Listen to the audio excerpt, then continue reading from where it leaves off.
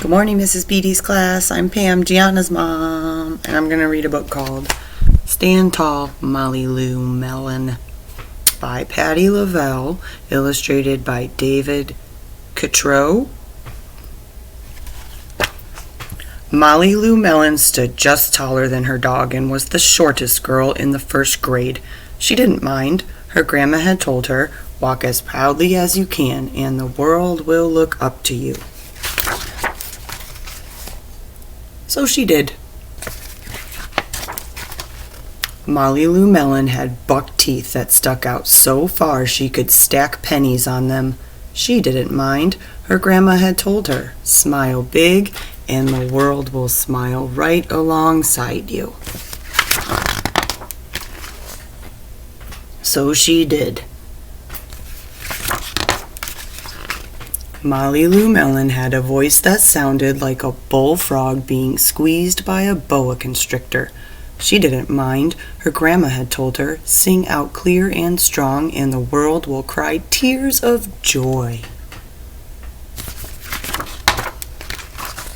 So she did. Lou Melon was often fumble-fingered. She didn't mind. Her grandma had told her, "Believe in yourself, and the world will believe in you too." So she did. Then Lou Melon moved to a new town. She had to say goodbye to her grandma and all of her friends, and start in a new school.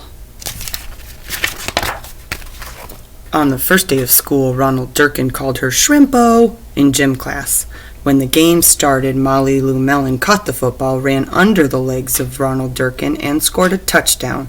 All the children thought, "Wow, she's good." And Ronald Durkin felt very foolish. On the second day of school, Ronald Durkin called her Bucky-Tooth Beaver. Lou Melon took out her pennies, stacked 10 high on her teeth, and smiled as big as day. All the children smiled with glee, and Ronald Durkin felt very foolish. On the third day of school, Ronald Durkin said, "You sound like a sick duck." "Honk, honk." Lou Melon sang out a quack so clear and strong that it made Ronald Durkin somersault backwards, hit his head, and have to go to the nurse.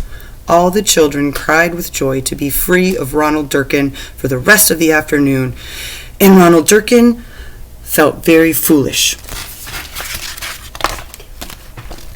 On the fourth day of school, Ronald Durkin said that he'd made the snowflake all wrong, but Lou Melon opened up her paper and revealed the most beautiful snowflake of all.